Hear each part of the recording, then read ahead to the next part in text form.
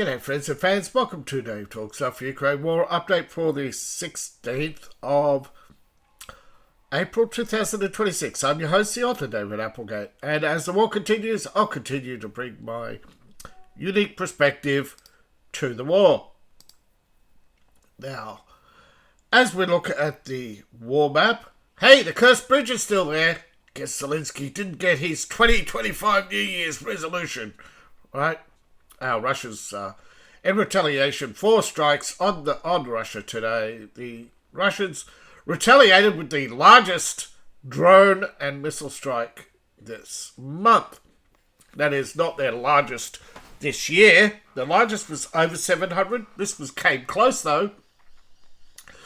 But increasingly, Russia is concentrating its operations into the same few areas.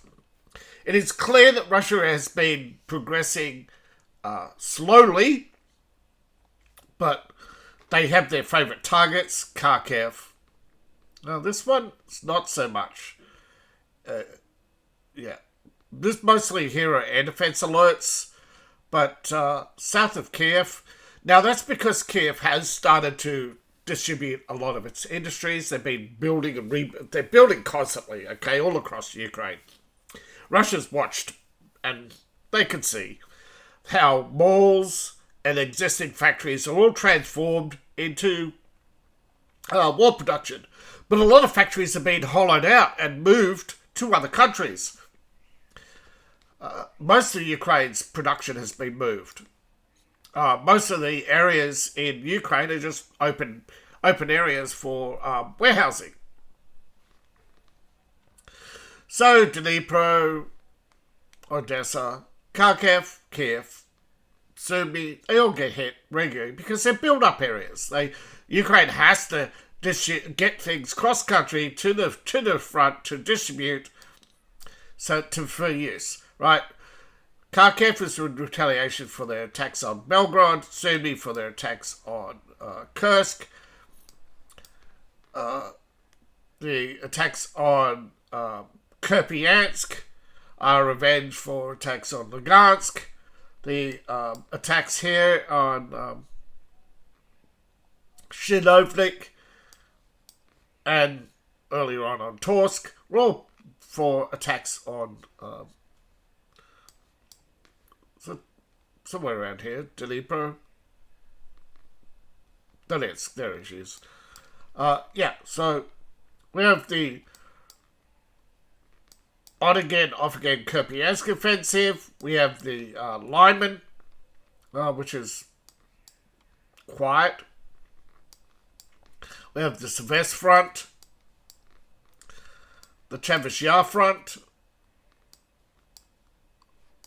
and the Hulapol front, which this is part of. Those are all funneling into Hulapol. Now, Russia's made some gains, not much, but some gains nevertheless. And though here it's very small, that's it. There's not much. Ukraine, of course, has attacked a power plant at Samara. So my guess is tomorrow we'll be seeing even more red dots on Ukraine. But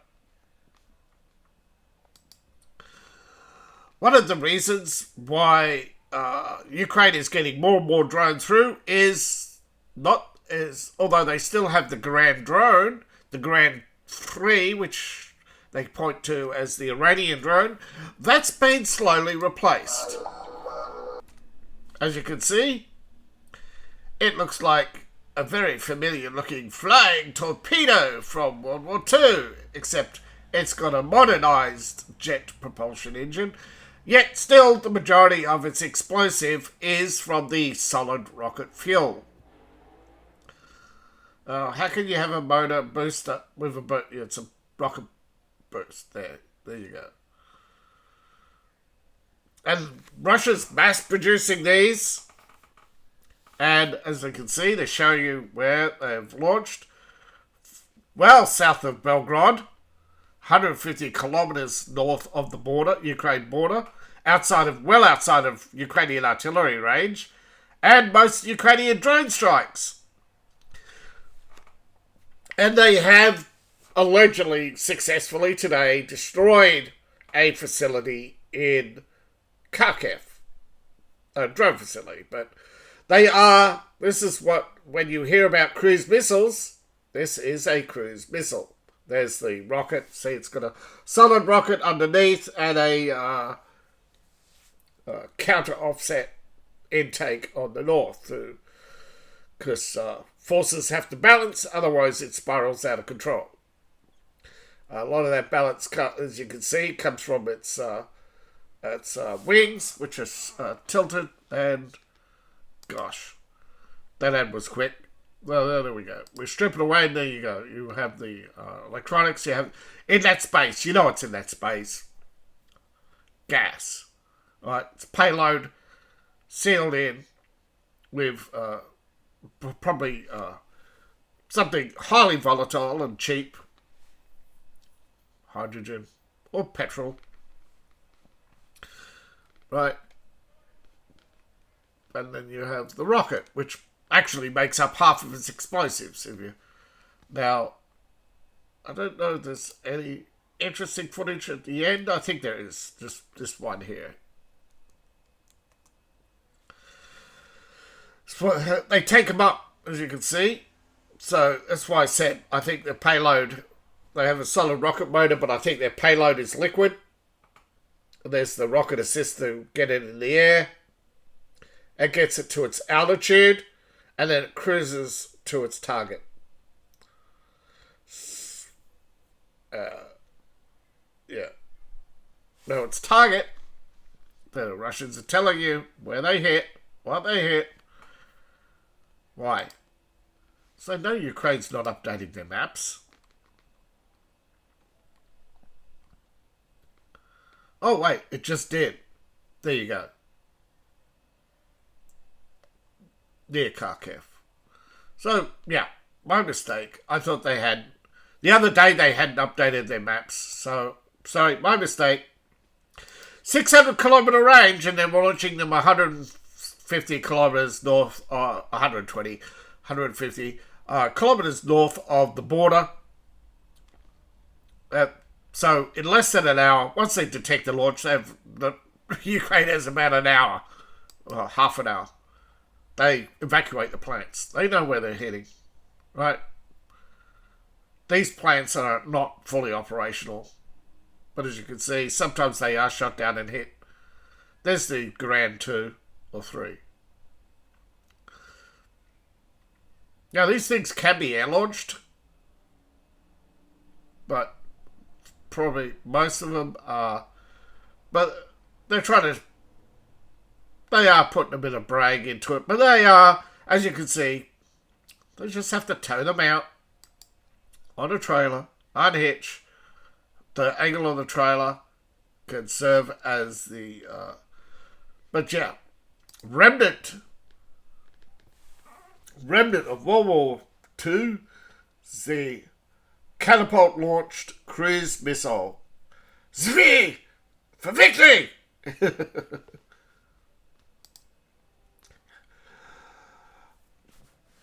Replacing generals can be very disruptive, but they do send a clear signal that Ukraine is frustrated with its lack of progress. And by lack of progress, this guy has only liberated one area.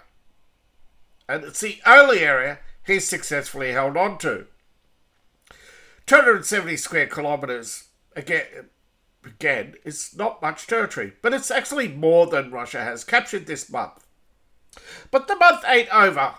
And Ukraine, every time Ukraine captures territory, they lose land anyway elsewhere. And then eventually they slowly lose the territory they liberated because they now they can't concentrate their troops. Now, Russia is concentrating its attacks, not its troops. Ukraine has to concentrate its troops and keep its mechanized divisions pulled back. Because if they sit too close to the front, they get hit by every drone. They need time. They need warnings. But the faster these drones can travel, the less warning time they have of drone attacks. And Russians are sneaking up, dropping off drones overnight, or moving up in them incrementally at low altitudes, and then going for the strike. So the Russians also know about cigarette smugglers and drones. Alright, so Russia's got close to 700 drones off today, which is odd because their previous shift, but again, just because Russia tells you they've shifted policy or methods doesn't mean they have. Don't forget, they know Ukraine can read. Well, allegedly. This is in English, but come on, it's a joke. You don't think intelligence services have people who monitor news services or YouTubes all day? What a job, eh? Analyst, they call them? Yes. You mean bum. But YouTube has both Russia and China have, both Russia and China have this thing called the 50 Cent Army. But predominantly it is Chinese. Now, predominantly China is helping Iran more than it's helping Russia. They're not working well together. But Ukraine has a lot of people, again, millions who monitor stuff and provide financial support to Ukraine's drone army. So this is a unique war in the fact that it has so much outside interference. People who want to make everything their business. That's why they want globalism, to make everything their business so it can meddle with more people's lives. Now, Medvedev is, this is the guy's, you know why Russia shows you this guy? Because he's telling you, it is the Putin or the Medvedev. If you get with the Putin, you might lose a few oil refineries. With the Medvedev, you lose a few cities. He's a little bit more on the Russian side of the crazy Russian. Crazy Ivan. The Ivan who... don't know if this is true or not, but allegedly, when Russia had its first deterrent rocket force, they were arguing how to test it and to let the greedy imperialist capitalists know that Russia is not a toothless tiger. So eventually they settled on how to test their magnificent Tsar bomb. But of course now they realise that the problem with the Tsar bomber is delivery. It is so big, so cumbersome, so hard to produce that the best thing you can do is just set it somewhere and say, you come too close and kaboom, you all get it. We all go together. But if you want to fuck around and find out, this guy is the find out side of Russia. Everybody has their fuck around and find out president. Zelensky thought he was going to be the fuck around and find out. But, we have Trump. Russia has Medvedev and Putin. Putin also, allegedly has, although there is allegedly... he has actually killed people. He is a killer. He has physically engaged in homicide, allegedly, as an agent of the Russian state against traitors. So, he is unique he's one of the few who's admitted to being a spy and a killer, and I think his brutal honesty is another appeal it has to Russians because they're so used to lies, the brutal honesty, which is why almost I wouldn't say completely trustworthy, but Russian news is on par with Fox News. You know there's stuff they're leaving out, but you wonder if knowing is going to be better or worse. It leaves you wondering what Fox News leaves out. You're going, well, if I know, what can I do about it? And two, do I really want to know, so I will worry about it? So it's that balance, okay? Whereas, with CNN, they're leaving stuff out because it makes the Democrats look bad. That you don't have to worry about with Fox. It's just that they leave stuff out that and not necessary, right? I don't think they have a real bias towards the Republicans. I think they have more of an understanding that for now it is better to publish everything than be caught out later, because they know eventually a bad story about Republicans will come to light. So they'll be first if they are first. First to know. And they are often first to know. Their stories often come out an hour before everyone else. So the only other news services ahead of the curve, RT, which was actually sitting 10th and has fallen, but it is still one of the most trusted news services in the world compared to CNN or whatever. But trusted doesn't mean size. And unfortunately, you get so many still watching the BBC, CNN, but not so much with CNN. A lot of people go to the website because then they can pick the stories, and that is where the news services is going to survive, as a side note. It's the same with Ukraine, right? Ukraine Pravda, they can't help themselves.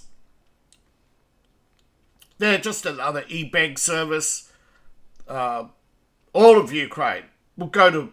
Without the war, nobody's going to be on Ukraine Pravda. Okay? This is why the left generate pity and push pity to manipulate the market in their favour. Okay? Don't believe for a second that capitalism is only us imperialist Westerners. Nope, everyone's a capitalist. You have to be. You have to generate more than you have to generate more profit. Otherwise, you can't pay your expenses. So you have to generate profit. Otherwise, you can't pay the bills. Now, Russia has published, allegedly, all the weapon manufacturers, which I doubt, on their Ministry of Defence. I'm not going to go through and look at it or care about it. I'm just going to say that some take this as a threat. Others just say that,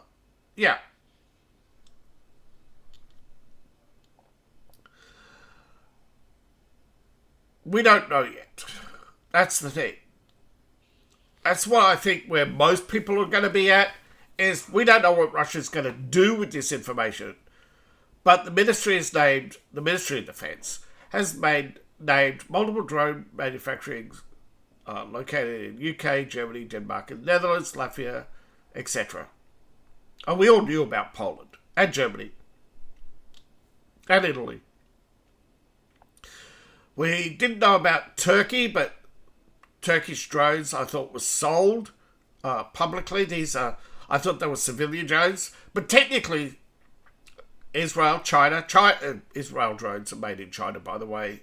They're only sold by Israel. Israel isn't as big as you think. It's not that big. It doesn't have every industry in the world, yet it comes up every time. Why? Because they have a vast network of factories around the world which supply their warehouses in Israel.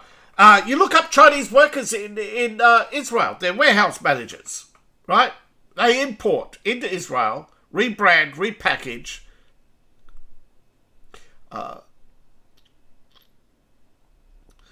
Ukraine has allegedly launched regularly one-way drones deep into Russia. I say allegedly because I don't think they're doing it on their own. Now, these attacks have intensified with hundreds of fixed wings daily. Russia calls these indiscriminate attacks terrorism. And why they are publishing, well, Don't forget, sanctions are not one way. BRICS is trying, though at times it appears to be a desperate move, to counter Western hegemony. Why is that? Well, you get three people in a room. Are they going to like each other? Sometimes. They're not always going to get along. But Russia has often wanted to play piggy in the middle. Now, Russia can remedy any energy shortfall, any resource shortfall, not just in China, but around the world, for at least the next 100 years, maybe longer. But no one likes the fact that it is Russian, right? The British greedy want to own, right? And when their resource mines run out, they think they can just up and move, right? The free movement of capital, the free movement of labour, all these things, right? All this globalism. Instead of spreading things out evenly so that the Indians have, so that you have jobs in India, jobs, etc. No, they want to be the king, the biggest, the bestest. I like the KFC business model the best. The original KFC business model the best. You want our product? We sell you the license to make it. Anybody and everybody. The license to make it as long as you put our name on it. And it worked.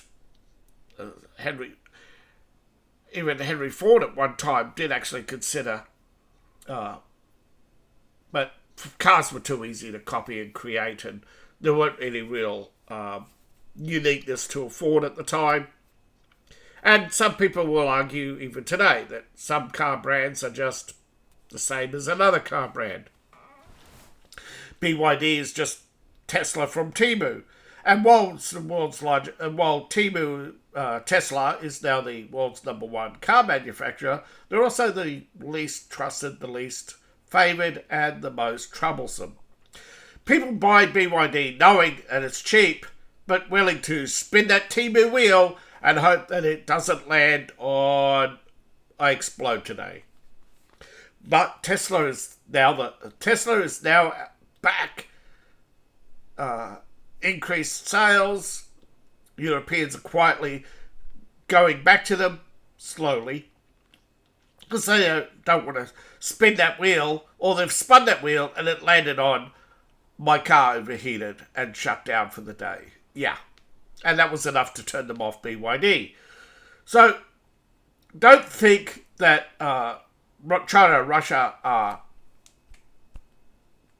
rock solid, but Russia doesn't want to be America's bitch, Britain's bitch. Remember, Britain dominated the world and tried to dominate Russia.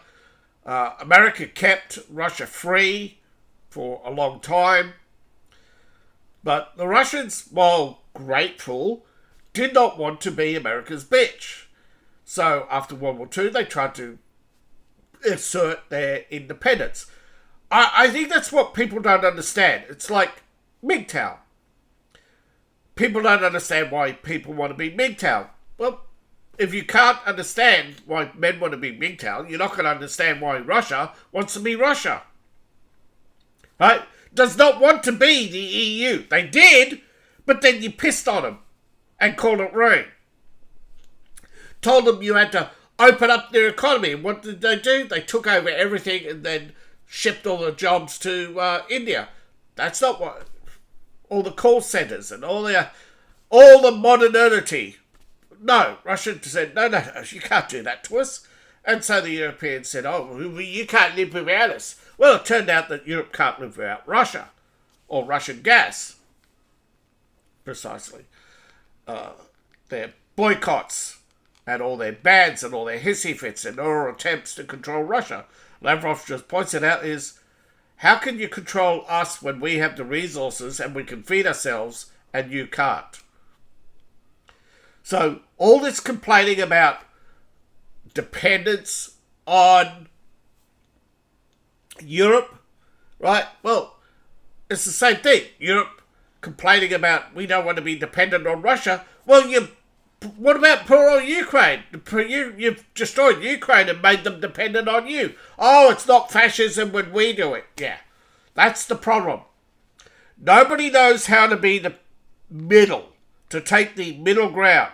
That if you don't like oppressors, don't be one. And I think that is one of the real reasons. But also the fact that Russia can do everything for a quarter of the cost. Okay? Russian cars were cheaper than Chinese cars and more reliable. I didn't say good, but more reliable. Russia has been trying to improve themselves. Why are they so tearing themselves down? Because liberals deep down can't stand the fact someone else got successful before they did. That's why they want globalism and fairness. It's not fair. You're successful. You got to share with me now because you beat me. That's the loser, right? The loser dragging you down.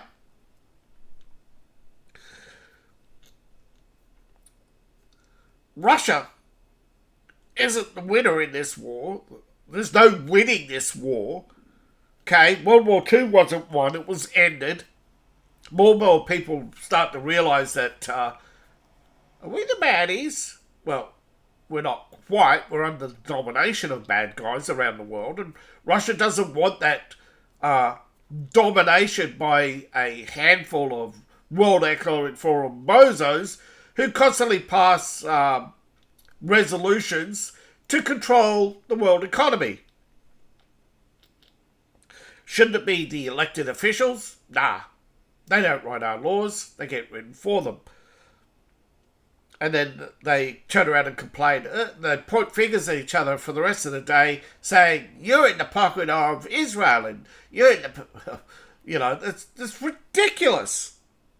We can't keep up this system of trying to tear people down to build up our own economies. There's no infinite growth. The boomer era is over. It's been over for a long time. But it's very hard to break people's mindset because it's the only system they know. And I'm not talking about communism or capitalism. I'm talking about it's the same thing. The same tired arguments over and over again. We need a war in Ukraine. Why? Because the bad guys. We've got to fight the bad guys. But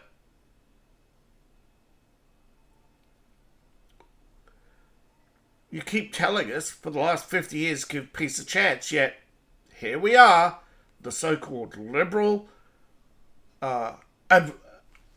elite pushing for a war when they opposed the war in Iran, when they opposed the Vietnam War. The very people who opposed the Vietnam War wanted war in Iraq, wanted war in Iran, wanted war in Ukraine, and now that things are China saying no, back off from Iran, what happens? Suddenly, all the Democrats want to back off Iran because China said so. It's crazy, folks. It's crazy. But thank you for watching. Please like, share, and subscribe. Please try not to make sense of it. You just go crazy with how hypocritical they all are. They're just trying to please everyone, and it's just they look at the world like, oh, who's the biggest group we can please today? So please support the channel. Like, share, and subscribe. Support me on Ko-Fi, Patreon, buy my books, buy my merch. Thank you to... I sold a mug today. Woo-hoo-hoo-hoo. Yes. There was a delay in processing today. I don't know what happened. But, folks, this is why you shouldn't outsource all your technical support. I had to jump through hoops. This is why Russia doesn't want its technical support outsourced to India, or its factories sent to China. You gotta start taking care of Each country should start taking care of itself and its own business and minding its own business. That's the only way we're going to get forward. We can cooperate, but we don't need foreigners to keep coming to prop up our populations. All of the Ukraine war, it's all because of Ukraine. And the sooner the better it ends. And that's all I have to say about that. Because YouTubes don't like, and yes, any video supporting Ukraine is instantly elevated by 40,000 views. You watch, you look at them all, right?